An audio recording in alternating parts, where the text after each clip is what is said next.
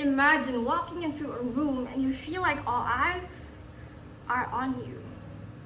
Dizziness starts to hit, your breath starts to shorten, nausea, sweating, chills running up your spine. But when you see your hands, they are trembling, but they feel numb.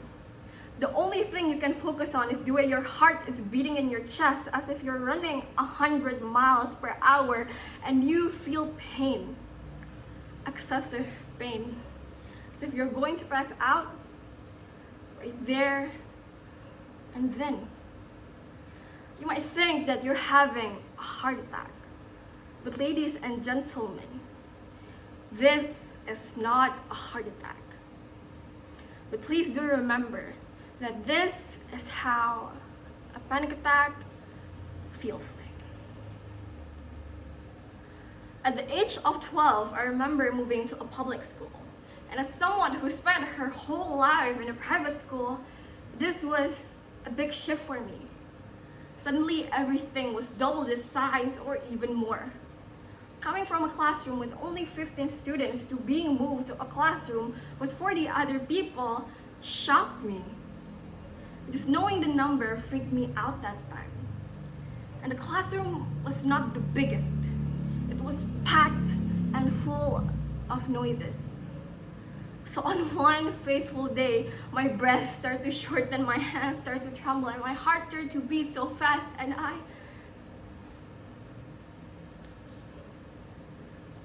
looked like this. And in between my hyperventilation and my heart palpitation, I could hear a classmate of mine said in the very back of the class, "What is wrong with her?" I said in silence, stunned. But now at the age of 20, I still hear similar things whenever I show the symptoms.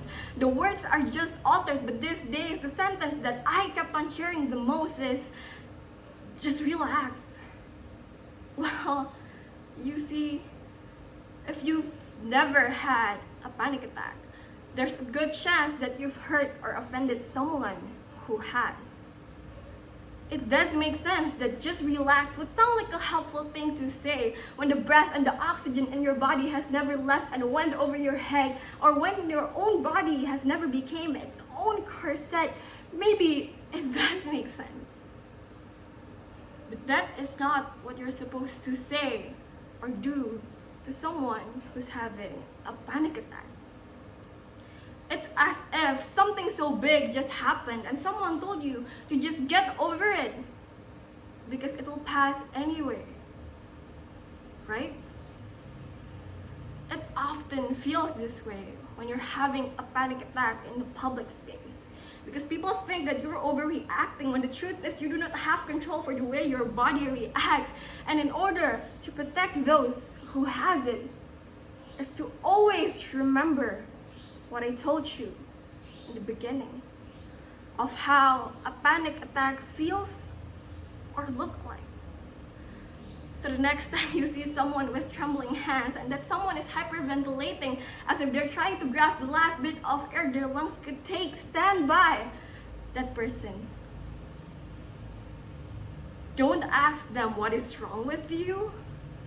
Instead, ask them, what can I do to help you? Don't tell them to just relax. Instead, remind them that the only thing that they can control in this very moment is the way they breathe. So breathe with that person. Pace your breathing with that person. A panic attack can only last for a maximum of 20 minutes. So make sure that they went through it.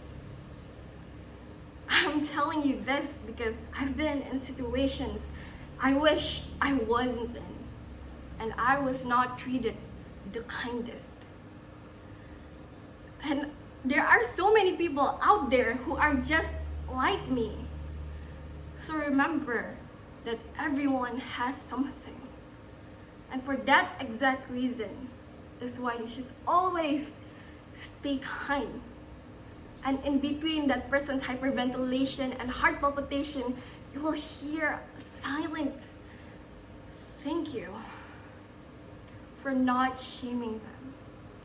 And you will hear a silent thank you